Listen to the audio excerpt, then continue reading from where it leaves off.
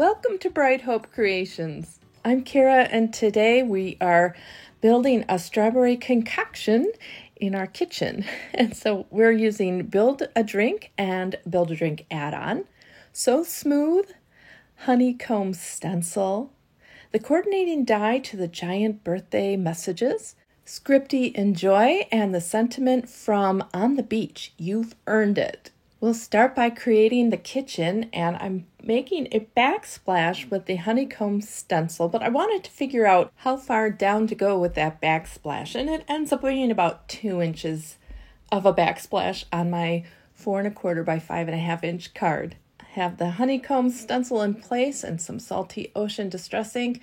I'm just ink blending that, trying to keep kind of a light hand. I'm not looking for consistent coverage throughout the hexagons. I want a variation of the tile colors just to give it more of an authentic look. It's really easy to line up the stencil to cover an entire background. I'm going to create a second layer to my backsplash with Lawn Fawn's clear stencil paste. This time I covered up the extra little hexagon holes with my painter's tape, and I'm going to tape this down just so that it doesn't shift as I'm putting on this paste. And I'm going at kind of a 45-degree angle with my spatula to get nice coverage in those hexagons.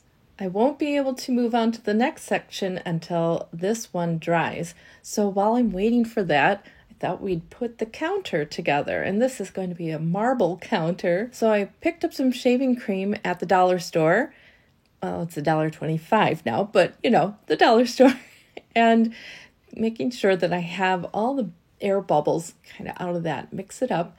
I'm using Distress ink refills, Salty Ocean and Hickory Smoke. I don't want too much, just 3 drops of each so that I can spread it around. I'm not looking for heavily marbled look, I guess. I don't know. You're never going to get the same marbling twice, but let's look at how we end up here. I dip my white cardstock into the shaving cream and just kind of tapping it down, making sure that it's all covered.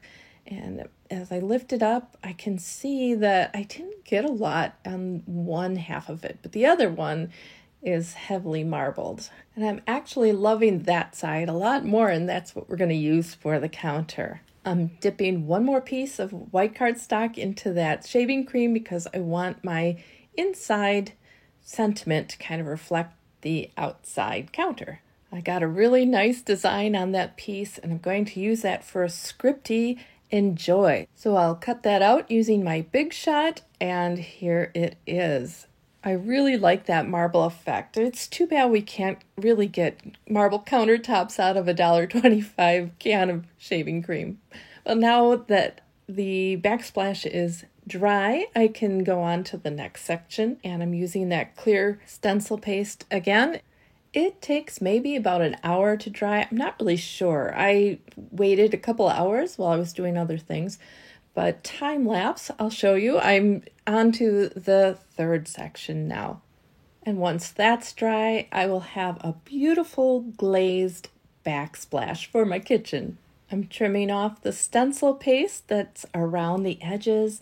And now you can see that I have this great shine to my hexagon backsplash.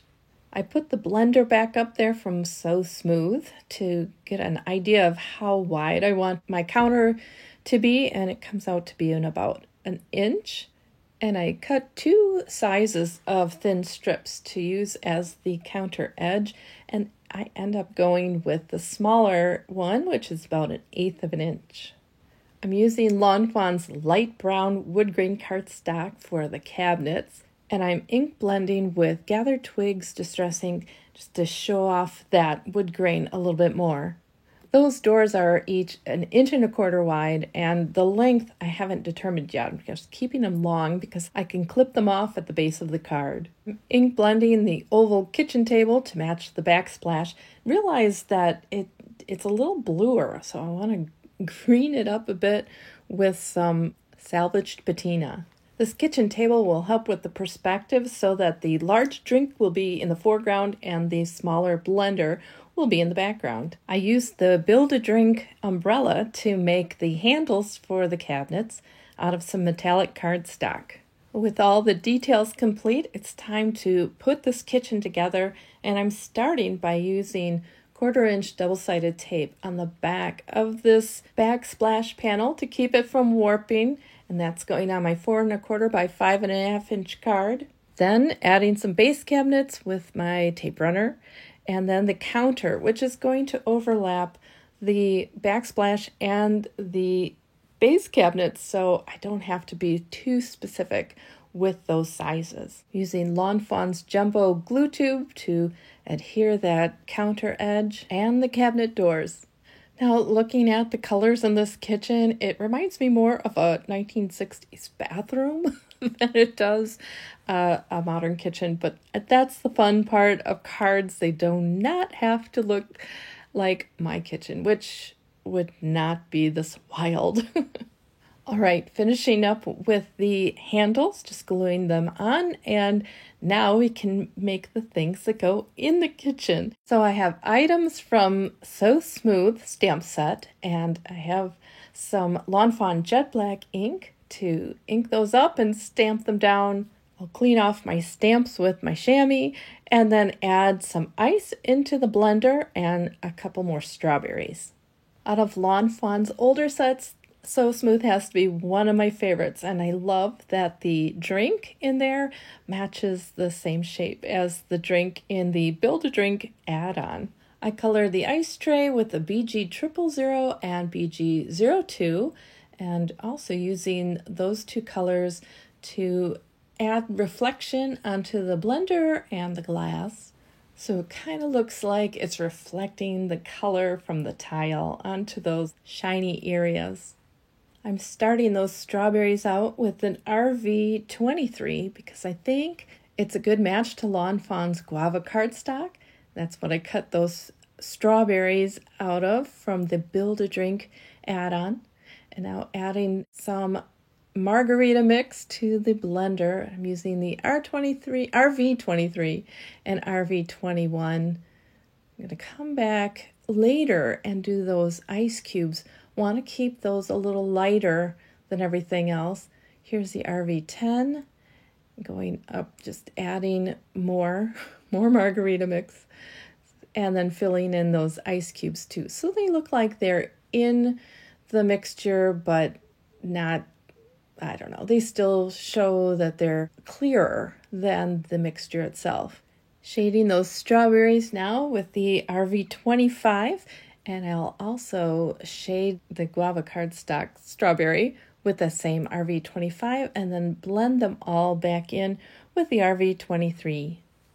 I'm giving the umbrella some dimension with the same colors, and I used these Stripes and Sprinkles 6x6 paper pack, the pink sprinkle paper for the umbrella, and I just remember how fun those umbrellas were when I was a kid. If my parents would go out and leave us with a babysitter and come back, they'd bring those little umbrellas, and oh, I thought those were just the best. All right, so I thought that this pink was a little too pink in comparison to my die-cut drink. So I put in a little bit of the R20 and R000 to kind of change the color a little bit to match the pearlescent vellum that I'm using for the Build-A-Drink add-on margarita. Some YG03 for the strawberry tops, and that matches Lawn Fawn's cilantro paper pretty well. And then I'll come back in with a YG09 to shade both the stamped strawberries and the die-cut strawberries. Then I'll finish by blending them in with the YG03. All right, onto the blender. I'm using different cool grays for that, and I'm coloring this up like my blender. I have a Vitamix blender that I've had for, about 13 years now. I love that thing. I don't make margaritas with it, mostly green smoothies, but it's one of those things I saved up for, and I really do enjoy it. I don't enjoy many appliances. I'm not a big cook, but but I do enjoy my blender. Using 100 to color the feet and the levers and knobs, and then some white gel pen just to add a little shine to everything. I have it on the glass and the strawberries and everywhere. Next, I'll use the coordinating dies and run them all through my Big Shot, and we'll have all our images cut out. Moving on now to the fun of arranging the kitchen. I'm just deciding where everything's going to go, and I want everything on the counter to be on the left side because the right side is where I'm going to have the table and the big glass. Here's the matching little glass, and I'll put it on the left of the blender, and then the little umbrella just lying on the counter there. I'm going to adhere everything down with my tape runner, and then I can start putting together our Build-A-Drink glass. Now this is the Build-A-Drink add-on, but parts I'm using are from Build-A-Drink, like the umbrella and the straw. The Build-A-Drink and Build-A-Drink add-on both have some wonderful details, some two-part pieces. So I'm gluing the top of the umbrella onto the umbrella frame, and I'll glue the caps of the strawberries onto the strawberries. And then I used a piece of wood grain cardstock for the pick, and the top of the pick is sparkle cardstock, and that comes from the spring pack. Now there's also a die that will cut the top of the drink off where you want it. I decided that I am going to just tear this. I'm making a mark at the level of where I want the drink to stop in the glass, and then just tear that. And I think it looks like a frosty margarita with that pearlescent pink vellum. And now I can glue the glass onto the margarita, and I will use some worn lipstick distress ink to ink blend on the back of it so that it has a bit of shading or variation in the color. I'm using a white gel pen to give that reflective look to the glass. It's interesting when I look at a glass in my kitchen, it does have some gray look to it, and then white, and obviously the reflections of what's around it. So that's why I chose to start with the narwhal cardstock and then use white to show the reflective components of the glass. I added a little black licorice cardstock to the back of the strawberries for the seeds, slipped the straw into the glass, and then I want to have that pick going through the strawberry, so I cut a little notch and I'm poking a needle through, and now that pick can skewer through my strawberry perfectly. Before I glue all these pieces together, I want to decide where that table is going to sit. I'm making some marks with a pencil, and then I'm going to glue within that area where I made those marks, and then I'll trim off the rest of the table with my scissors. And I was really surprised on how much smaller this table looks when the rest of it was cut off. Really does look a lot smaller. Now I can glue on the glass. I'm not gluing the front rim of the glass because I'm going to be putting the straw through that and also the little strawberry. So I want to keep that free and open so I can put those in, glue those in there. I'll show you, the umbrella looks super cute inside this glass, but I'm actually going to put it on the table so it gives a little bit more of that pink down in the corner there, and then add my strawberry as well. Well, that's one busy kitchen, and so I decided I will put the sentiment on the inside of this card. So I'm going to use my ruler to level up that small sentiment and then stamp that with fish tank ink from Lawn Fawn. Using that same ink, I'm going to ink blend around some parts of that Scripty Enjoy so that it shows up a little bit better on the white background.